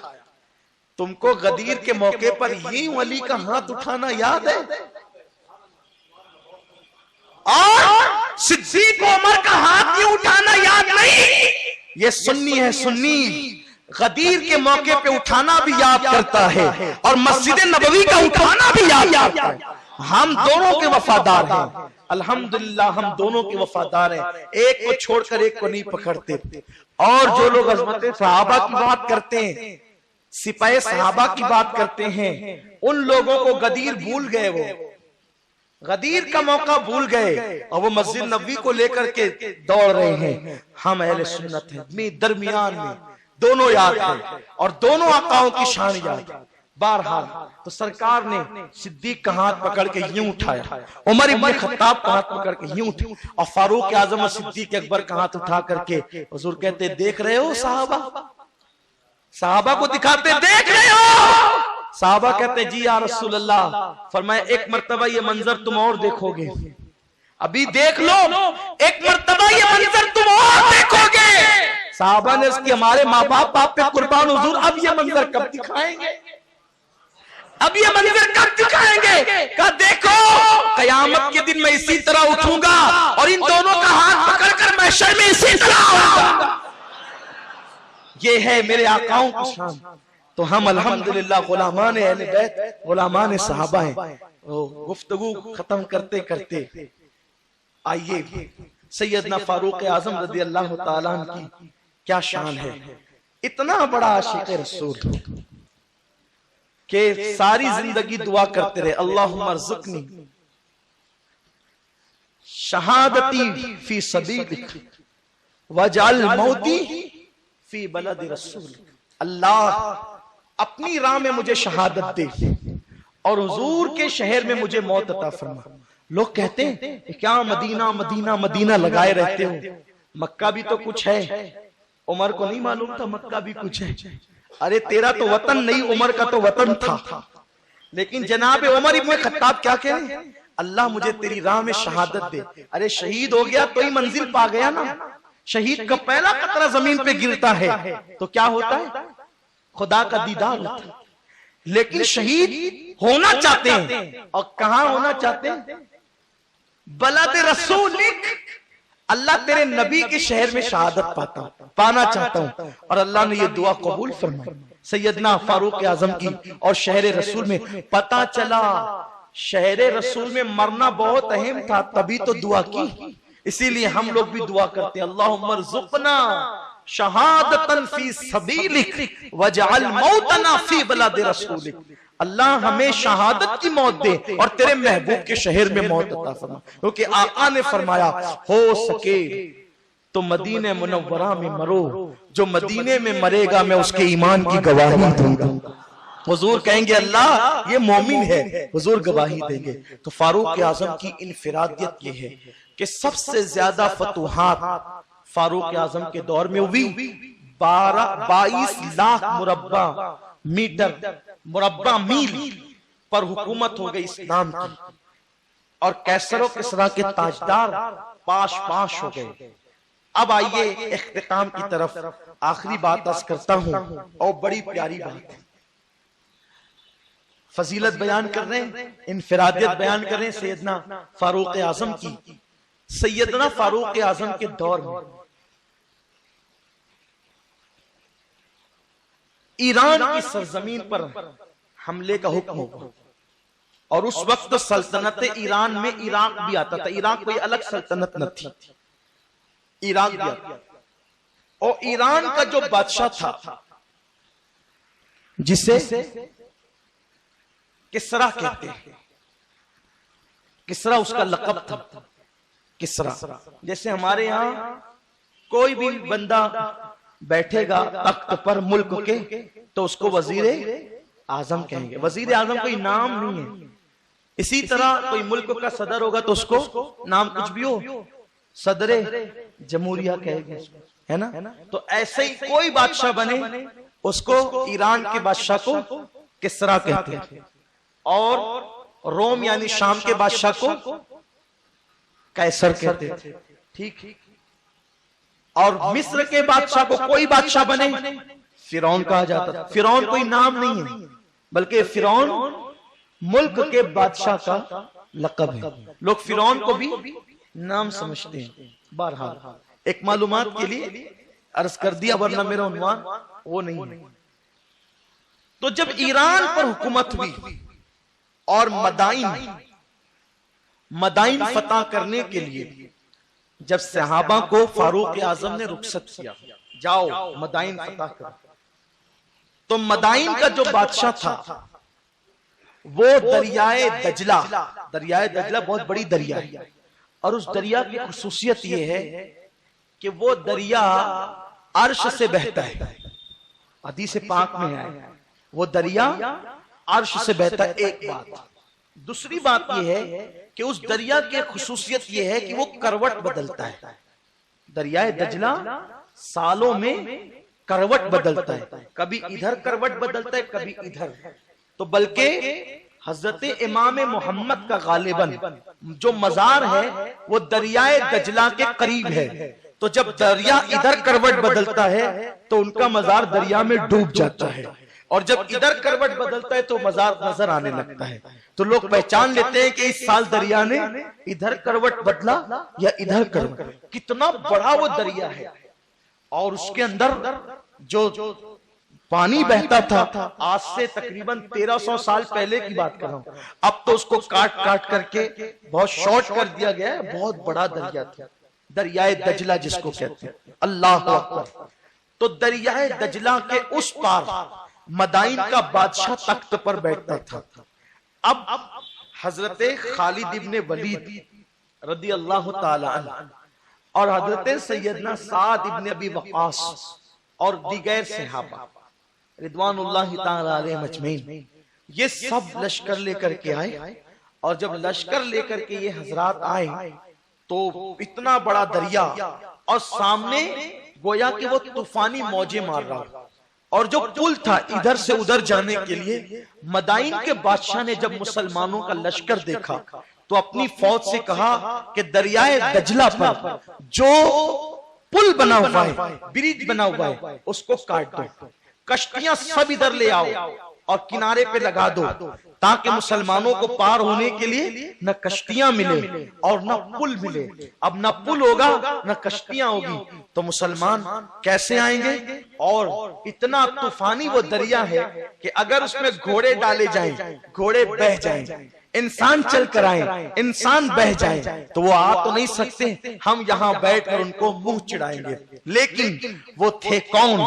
وہ اللہ اکبر میرے حضور کے صحابہ تھے، میرے آقا کے صحابہ، سچے حضور کے جانثار، وفادار۔ اللہ اکبر، اللہ ان پر رحمتیں فرمائے، ان کو پوری امت کی طرف سے بہتر صلہ عطا فرمائے۔ یاد رکھنا، بار بار تم کو نصیحت کرتا ہوں، کسی جھوٹے کے من گھڑت اس سے سن کر کبھی کسی صحابی کی توہین مت کرنا۔ آقا نے فرمایا میرے بعد میرے صحابی کو برا مت کہنا، جس نے میرے صحابہ کو برا کہا اللہ اور سارے فرشتوں کی اس پہ لعنت ہوگی۔ جو صحابہ کو برا کہے گا اللہ نہ اس کا نفل قبول کرے گا نہ فرض قبول کرے گا، وہ لعنتی بن کر کے آخرت میں اٹھے گا۔ اس لیے جن لوگوں نے اللہ کے دین کے لیے سب کچھ لٹایا ان کا خیال کرو۔ سیدنا فاروق اعظم کا دور ہے، اور پھر ہوتا کیا ہے؟ مدائن کا بادشاہ منہ چڑھاتا ہے، ہمت ہو تو آؤ۔ سیدنا خالد بن ولید اور دیگر صحابہ نے دیکھا، ایک گویا کے جذبات کی کیفیت آ گئی، اور جذباتی کیفیت میں سیدنا خالد اور سعد بول پڑے، اے دجلہ! کس سے خطاب کر رہے ہیں؟ دجلہ سے۔ غلامان محمد کی شان یہ ہے، غلامان رسالت کی شان یہ ہے۔ صحابہ کہتے ہیں دجلہ اگر تو اپنی مرضی سے بہ رہا ہے تو ہمیں تجھ سے کچھ کلام نہیں کرنا، اور اگر تو اللہ کے حکم سے بہ رہا ہے اور محمد الرسول اللہ کے صدقے میں بہ رہا ہے اور عمر کی خلافت حقہ کے صدقے میں بہ رہا ہے۔ دیکھو یہ صحابہ صرف اللہ کے قائل نہ تھے، وہ یہ کہتے تھے اللہ حق، لیکن رسول اللہ کے واسطے کے بغیر اللہ کو ماننا کام نہ آئے گا۔ اور پھر رسول اللہ تک پہنچنا ہے تو جو حضور کے جانشین ہیں ان کا بھی دامن پکڑنا ہوگا۔ تو صحابہ کو توحید نہیں پتا تھی؟ بولو صحابہ کا عقیدہ کیا تھا؟ عصمت صحابہ پڑھنے سے پہلے عصمت رسالت پڑھی جائے۔ صحابہ کہتے ہیں دریائے دجلہ اگر تو اللہ کے حکم سے جاری ہے اور ہمارے نبی کے صدقے میں جاری ہے، یعنی ان آقاؤں کا عقیدہ یہ تھا کہ جو کچھ ہے وہ سب حضور کے صدقے میں ہے۔ اور یہی تو سنیوں کا عقیدہ ہے، کیونکہ سنیوں کو عقیدہ انگریزوں کی میز سے 1857 کے بعد نہیں ملا، سنیوں کو عقیدہ صحابہ سے ملا۔ اسی لیے کہتے ہیں وہ اگر تو اللہ کے حکم سے بہ رہا ہے اور رسول اللہ کے صدقے میں بہ رہا ہے اور عمر کی خلافت کے واسطے سے صدقے میں بہ رہا ہے، تو ہم تجھے کہتے ہیں عمر کے بھیجے ہوئے ہیں، ہمیں راستہ دے۔ وہ شباب پر جو پانی تھا وہ نیچے چلا آیا۔ عمر کی خلافت اتنی حق ہے کہ دریا بھی جس خلافت کا قائل ہے اگر چھیلی ہوئی ہوتی تو ایسا ہوتا۔ اور یہ تاریخ ہے اسلام کی، دریا نیچے آ گیا، سمٹ گیا، نیچے آ گیا۔ حضرت خالد نے کہا ڈالو گھوڑے چلو، لوگوں نے کہا کہاں؟ تو خالد کہتے ہیں دریا میں۔ جب دریا میں گھوڑے ڈال کر وہ پار ہوئے، گزرنے والے کہتے ہیں ہم نے جب گھوڑوں کو دریا میں ڈالا تو پانی جو اتنا اونچا تھا، نام رسول اور نام عمر سن کر اللہ کے حکم سے نیچے آ گیا، اور ہم جب گزرے تو ہمارے گھوڑوں کی ٹاپ بھی، ہم جب گزرے دریا سے تو ہمارے گھوڑوں کے ٹاپیں بھی پانی کے اندر نہیں بھیگ سکی تھی، اور ہم کنارے پر پہنچ کر مدائن فتح کر چکے تھے۔ اقبال نے جو کہا ہے اسی واقعے کو کہا ہے، دشت تو دشت ہے دریا بنا چھوڑے ہم نے، بحر ظلمات میں دوڑا دیے گھوڑے۔ یہ انفرادیت فاروق اعظم، جس کا نام سن کر بس اگر آپ اجازت دیں تو دریا کا ایک اور واقعہ عرض کر کے گفتگو ختم کر دوں۔ جب مصر پر حکومت اسلام کی ہوئی تو حضرت سیدنا عمرو ابن عاص کو وہاں کا گورنر بنایا۔ صحابہ جب جاتے تو جو بھی خرافات جس علاقے میں ہوتے وہ مٹا دیتے، بتوں کے نام کی قربانیاں، خرافات، بلائیں، جو کچھ بھی ہوتا سب تہمات ختم کرتے۔ کچھ تہمات ہوتی ہے نا، بلائیں ہوتی ہے، رسومات ہوتی ہے، اس سے اسلام کا کوئی تعلق نہیں، جو ٹکراتی ہے ہم اس کو پیر کی جوتی پہ رکھتے ہیں۔ تو حضرت عمرو ابن عاص نے دیکھا کہ ایک بچے کو سجا سنوار کر لوگ ڈھول تاشا بجاتے ہوئے لا رہے ہیں۔ آپ کو حیرت ہوئی، مصر میں اتنی کم عمری میں لوگ شادی کرتے ہیں، اتنی چھوٹی سی عمر میں لوگ شادی کرتے ہیں۔ قریب گئے، خوشی خوشی کا کہاں لے جا رہے ہو شادی کے لیے؟ انہوں نے کہا نہیں اے عمرو، دراصل یہ رسم ہے مصر کی کہ جب دریائے نیل خشک ہو جاتا ہے تو ہم یہاں لا کر ایک بچے کی بلی چڑھاتے ہیں، قربانی دیتے ہیں، تو دریائے نیل پھر جاری ہو جاتا ہے۔ دیکھا نہیں نیل خشک ہو گیا، کھیتیاں سوکھ رہی ہیں، پانی کی قلت ہو گئی، ہم لے جا کر اس بچے کو ذبح کریں گے اور ہر سال کی طرح بلی دیں گے تو نیل کا دریا جاری ہو جائے گا۔ انہوں نے کہا خبردار، اسلام نام ہے تہمات پرستی کو اور گندگی کو مٹانے کا، یہ دریا کیا ہے؟ آپ نے فوراً امیر المومنین فاروق اعظم کو خط لکھا، اور جب خط لکھا امیر المومنین ایسا ایسا مسئلہ ہے، تو ادھر سے 2 خط آئے، فاروق اعظم کی طرف سے 2 خط، ایک خط عمرو ابن عاص گورنر مصر کے نام اور دوسرا خط دریائے نیل کے نام۔ حضرت عمرو ابن عاص کو یوں خط آیا، عمر اللہ کے بندے کی طرف سے یہ جو خط میں نے دریائے نیل کے نام لکھا ہے یہ لے جاؤ اور دریائے نیل میں دفن کر دو۔ جب وہ خط لے کر کے عمرو ابن عاص چلے، لوگ حیرت زدہ تھے، کیا دریا بھی خط پڑھتا ہے؟ کیا دریا بھی خط پڑھا کرتا ہے؟ کیا دریا بھی خط پڑھتا ہے؟ کیا دریا بھی خط پڑھتا ہے؟ نادان، اگر عمر کا خط آئے تو دریا بھی خط پڑھتا ہے، اور پھر پڑھتا ہی نہیں بلکہ عمل بھی کرتا ہے۔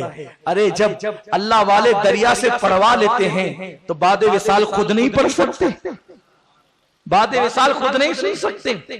دریا بہرحال دریا ہے، کتنا مشہور سا یہ واقعہ ہے، لوگ حیران تھے کیا دریا بھی خط پڑھتا ہے؟ فاروق اعظم کا وہ خط لے جا کر دریا میں دفن کیا۔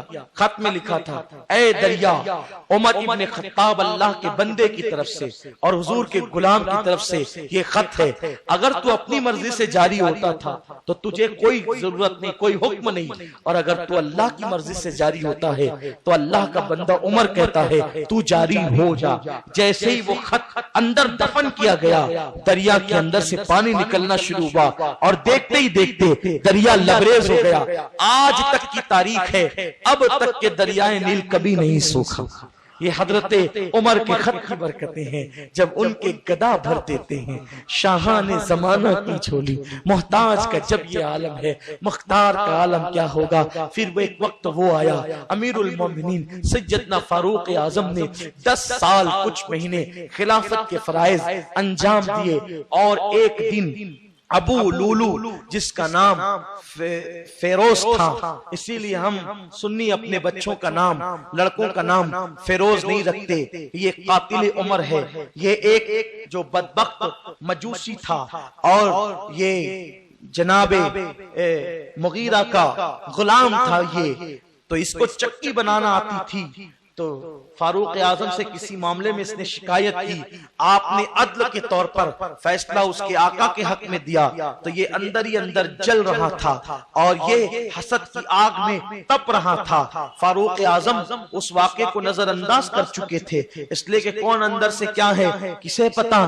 بہرحال حضرت عمر نظر انداز کر رہے تھے، چکی بنانے کی بات آئی تو فاروق اعظم اس کے پاس گئے، کہا کہ ایک چکی بنا جو ہوا پہ چلتی ہو۔ تو اس بدبخت نے کہا میں ایسی چکی بناؤں گا کہ قیامت تک دنیا اس چکی کو یاد رکھے گی۔ آپ لوٹتے ہوئے کہتے ہیں اب لوگ اتنے بے باک ہو گئے کہ لوگ مجھے بھی قتل کی دھمکیاں دینے لگے.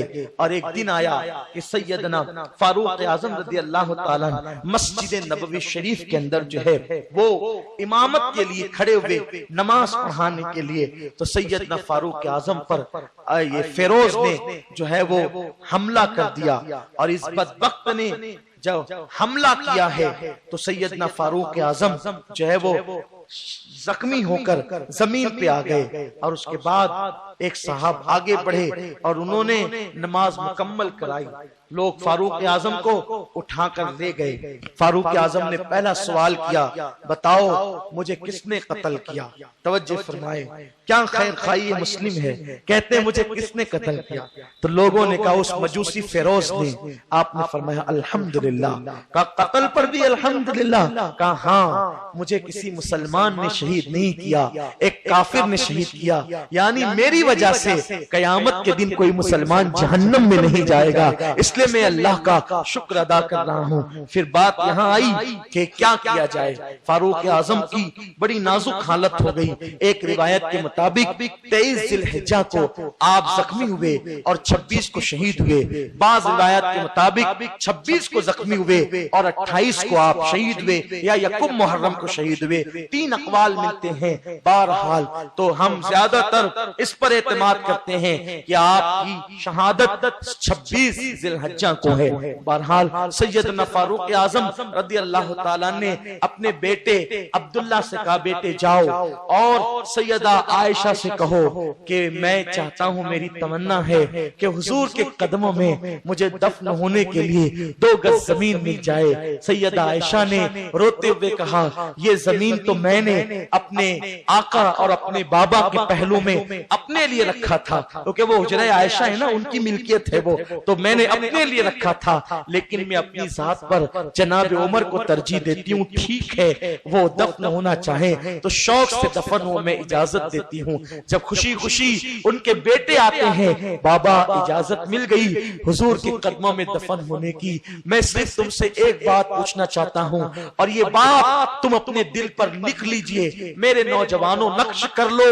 وہ عمر جس کی نیکیاں آسمان کے تاروں کے برابر ہے, جس کی زبان پر حق جاری ہے, جس کی رائے کی تائید میں 22 آیتیں قرآن کی نازل ہوئی, جس کو خدا نے مراد مصطفیٰ قرار دیا, جس کے وقت میں فتوحات زیادہ سے زیادہ ہوئی, جس نے بیت المقدس پر اسلام کا پرچم لہرایا, لیکن اس عمر کو بیت المقدس فتح کرنے پر اعتماد نہیں, اس عمر کو اللہ اکبر قرآن جمع کروانے پر, اس عمل پر اعتماد نہیں کہ میں نے اتنا بڑا کارنامہ انجام دیا. مصر, شام اور عراق اور ایران کے وجود پر اسلام کا پرچم گاڑنے پر ان کو اعتماد نہیں. کتنے بڑے بڑے اعمال ہیں عمر کے, بلکہ بدر کی جنگ میں شریک ہوئے, احد کی جنگ میں شریک ہوئے, خندق کی جنگ میں شریک ہوئے, خیبر کی جنگ میں شریک ہوئے.